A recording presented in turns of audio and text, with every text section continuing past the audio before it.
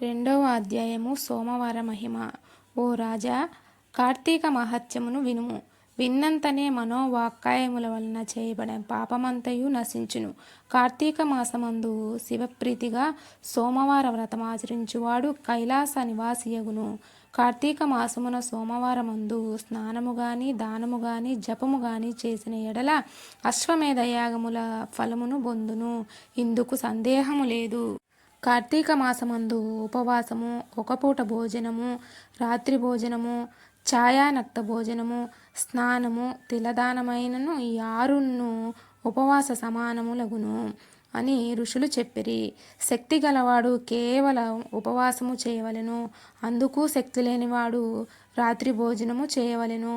అందుకు శక్తి లేనివాడు ఛాయానక్తమును చేయవలెను. అందుకు శక్తి లేనివాడు బ్రాహ్మణులకు భోజనము పెట్టి వారితో పగలే భోజనము చేయించవలెను. ఛాయానక్తమనగా సూర్యకాంతి తగ్గిన తరువాత రెట్టింపు కొలతకు తన నీడ రాగానే పగలే భుజించుట, సాయంకాలము 4:30 గంటలకు భుజించుట. ఛాయానక్తమగు దానిని ఛాయానక్తము అనబడును. మానవులు పై చెప్పిన ఆరిటిలోను దేనినైనను అనుసరించిన ఎడల దేని అయినను అనుసరించిన ఎడల దానికి సమానమగు ప్రతిఫలము రెట్టింపగును. కార్తీక సోమవారమందు విధవ యథావిధిగా ఉపవాసము చేసి శివుని పూజించి ఎట్లనే శివలోకమునకు పొందును. స్త్రీలు గాని పురుషులు గాని ఎవరు కార్తీక సోమవారమందు నక్షత్రములను చూచి రాత్రి భోజనము చేయుదురో వారి పాపములు అగ్ని యందుంచబడిన దూది వలె నశించును. కార్తీక సోమవారమందు శివలింగమునకు అభిషేకమును పూజ చేసిన ఎడల రాత్రి పూజ చేసే ముందొక కథగా చెప్పబడెను. ఇది వినుము. ఇది వినువారికి చెప్పువారికి పాపనాశనమగును. కాశ్మీర దేశమందొక పురోహితుని కూతురు స్వతంత్ర్య నిర్దుష్టిరి అను స్త్రీ గలదు. అది చక్కని రూపముతో మంచి యవనముతో కూడియుండి తలదువ్వుకొని అలంకరించుకొని బహుగా మాట్లాడుచు జారిణి అయి ఉండేది. ఓ రాజా, దీని దుర్గుణములను చూచి తల్లిదండ్రులను అత్తామామలను దీనిని విడిచిరి. దీని భర్త సౌరాష్ట్ర దేశస్థుడు. అతని పేరు మిత్రాశర్మ. అతడు వేదాంగత పారంగతుడు, సదాచారవంతుడును, సమస్త భూతములయందు దయగలవాడును, అనేక తీర్థయాత్రలు చేసినవాడు, అబద్ధమాడనివాడు, నిరంతరము దయగలవాడు. భర్త ఇట్టి ఉత్తమ గుణములు గలవాడైనప్పటికీ ఆ దుర్గుణపు భార్య అతనిని నిత్యము కొట్టుచుండేది. అట్లు నిత్యము దాని చేత దెబ్బలు తింటూ గృహస్థ ధర్మమును కోరుక చేత భార్యను విడవలేక దానితో కష్టాలు పడుచుండేది వాడు.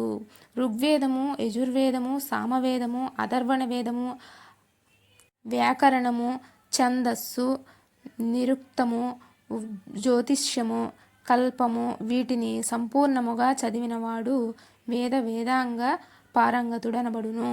ఈ మిత్రాశర్మ భార్యకు కర్కస అని పేరు మరొకటి కలదు. భర్త అయిన మిత్రాశర్మను సంభోగ వాంఛ చేత దీని యందు రాగముతో నుండెను. అంతా నొకానొక నాడు దీని రంకుమొగుడు ద్రవ్యములను, నగలను, వస్త్రములను తృప్తిగా ఇచ్చి నిరంతరము సంభోగమునకు నీ భర్త వల్ల భంగము కలుగుచున్నది కాన నీ భర్తను చంపమని చెప్పగా అది సమ్మతించి రాత్రి భర్తను తనతో సంభోగించిన పిమ్మట నిద్రలోకి వెళ్ళగానే తాను లేచి పెద్ద రాయిని తెచ్చి భర్త శిరస్సును కొట్టెను. ఆ దెబ్బతో అతడు మృతి చెందెను.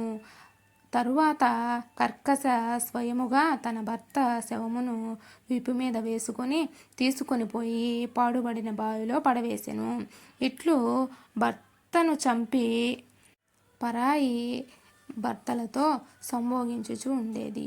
ఈమె అనేక రకాలైన దుష్కార్యాలను, అనేక రకాలైన పనులను చేస్తూ ఉండేది. ఒకానొక దినమున ఆమెకు యవ్వనము అనేది నశించి ముసలి వృద్ధాప్యము లభించెను. ఆ ముసలి వయసులో ఆమెకు రాచకురుపుల వ్యాధి కలిగినది. ఆ కురుపులు చూసి వేరే ఎవరు ఆమె వద్దకు వచ్చుట మానివేసిరి. తరువాత పాపాధిక్యము చేత చాలా బాధనుంది ఆ వ్యాధితోనే మృతి చెందెను. తర్వాత భయంకరములైన యమదూతలు వచ్చి ఆ కర్కశను పాశముల చేత పట్టి యముని కడకు తీసుకొని పోయి యమునికి అప్పగించిరి. యముడు ఆమెను చూచి కోపముతో కళ్ళెర్రజేసి, దీనిని భయంకరమగు ముళ్ళతో కూడిన ఇనుముతో చేయబడిన స్తంభమును కాల్చి ముందు ఆ మండుచుండ స్తంభమును ఆలింగనము చేయించుకొనమని కఠినమైన శిక్షను విధించెను. అంతా యమభటులు ఆమెకు ఆ శిక్షలను అమలు జరుగుతూ ఉండేవారు.